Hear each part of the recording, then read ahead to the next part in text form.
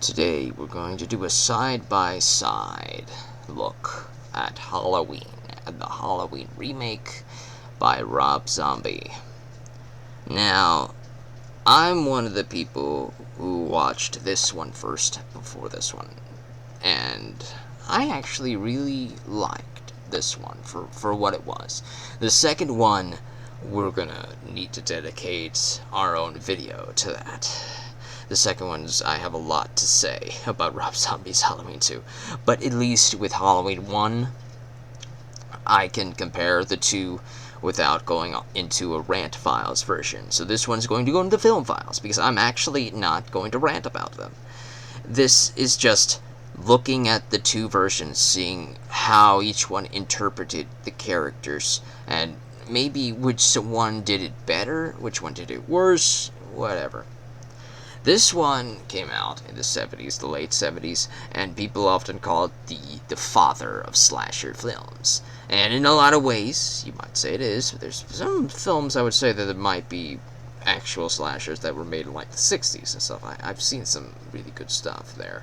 If you want to argue that Psycho is a slasher, then you go right ahead. But this one was like that first big one, they say. They marketed it as that way, at least. John Carpenter's Halloween. He scores these things himself. He scores the Halloween theme that everybody knows and remembers. Donald Pleasence plays Loomis. Laurie Strode is played by Jamie Lee Curtis. And what's the other actors? I don't know the names too. Sheriff Hackett has a very smallish role. He's usually hanging out with Loomis. Loomis in this version, is basically there to exposit Michael's storyline, because if he doesn't tell you about Michael, you will never learn about him. Loomis was Michael's doctor. He basically looked after Michael at various psychological asylums to study him. And basically in this version, Michael, from a child to the time he escaped the institution, was very silent. He didn't say a word. He just stared at the wall, waiting to this day, for Halloween, to escape and go find his lost family member, which we learn in the sequel who that is. In this version, we have a lot more humanizing of the Michael character. Michael, we have like a big 20-minute segment in Michael's childhood, where we learn that he used to be bullied, his father's a douche, his sister is not necessarily kind to him either. The only one that seems to be kind to him is his mother, which is played by Sheri Moon Zombie, which is a staple in every single Rob Zombie film. Every single one stars Sheri Moon Zombie in some sort of capacity. She plays Michael's mother in this, and I would argue that this is one of her best roles in the Rob Zombie film universe. This is one of her best roles to me. The Myers family is really trashy, very trashy, full of curse words. There are a lot of curse words in this version. And Michael McDowell plays Loomis. In this version, Michael McDowell talks with the child Michael after he has committed his crimes. He kills his sister, but he also kills his father in this version as well. He kills his father and his sister, and he gets thrown into an institution where Malcolm McDowell tries to get through to Michael. And for a while, for the first few years, Michael will talk. Michael talks. Right, he talks, he doesn't remember what he did, he doesn't remember, he's got a big mental problem going on. And the mother comes in occasionally, more and less often. After Michael grows up, Loomis starts showing up less and less often as he realizes that Michael is devolving into who he will eventually become, right? And he's fascinated by the character, though. He wants to profit off of that, so he eventually, goes into writing a book about Michael. He writes a book about him, and he gets big money and famous over it. And then Michael breaks out, and Loomis realizes that he's responsible for that. He's responsible for that, even though it's the responsibility of the institution that allowed him to escape. He he still has to go out there and get him back.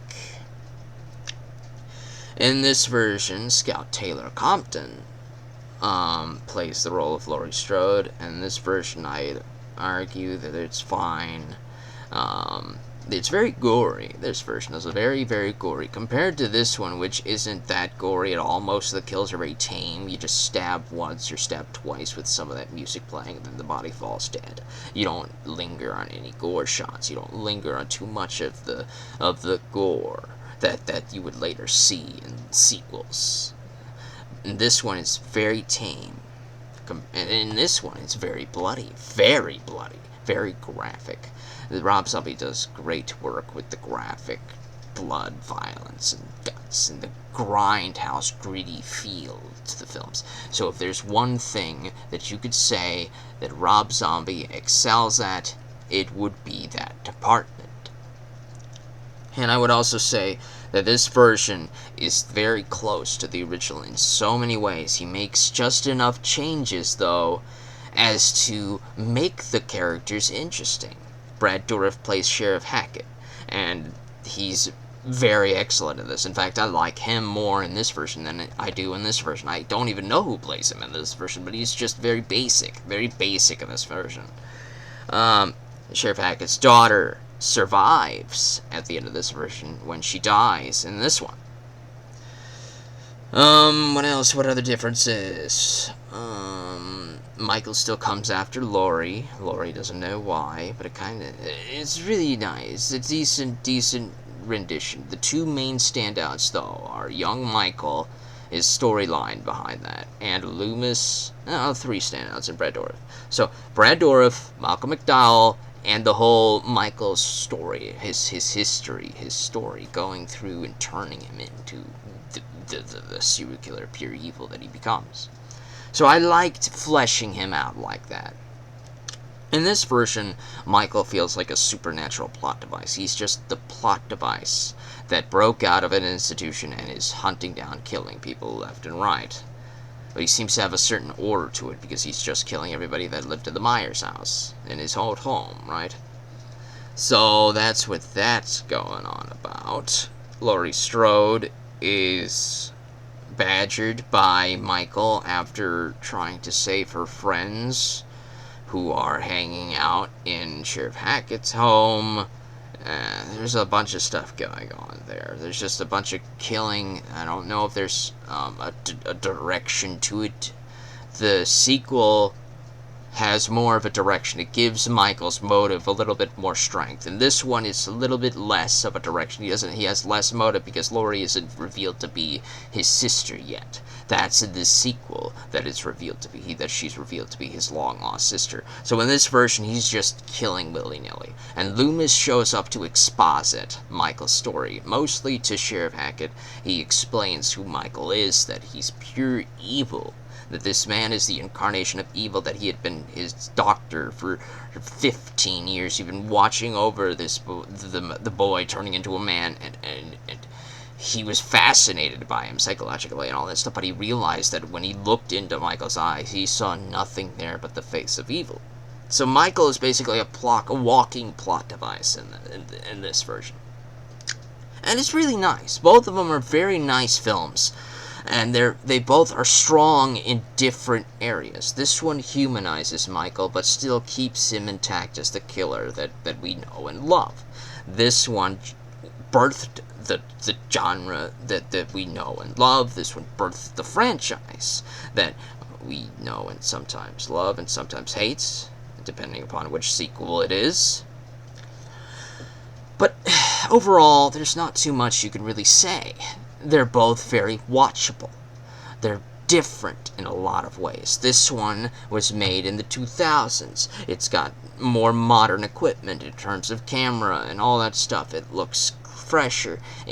But this one still has that defiability about it. It defies getting old. It defies aging. You could still watch this today and enjoy it just as much as you did 40 years ago. But I would argue that this one still has that type of feel to it, but maybe in 30 more years, I don't think this one will be as timeless as this one would continue to be after 80 years at that point. But I would want to praise Malcolm McDowell's performance as Loomis. I honestly liked Malcolm McDowell's performance as Loomis in this version more than Donald Pleasance's in this one. Even though Donald Pleasance birthed the whole Loomis thing, I think that Malcolm did a really good take on the character in this version. This is just my opinion. If you disagree, that's fine. It's fine. It's not wrong to disagree with what I'm saying. It's not. If you want to disagree and say that Donald Pleasance is the best version of Loomis, then fine. It's fine. Do it. I like both of them. I just like Malcolm a little bit more. Just in this version, at least. Between the two. I have a lot more to say about the sequel. Oh, boy, I have a lot more to say about the Hollywood Rob Zombie's Halloween 2. But at least the first one, it's very nice. It's a very nice, refreshing film. It's probably one of Zombie's best works. Be imaginative, everybody.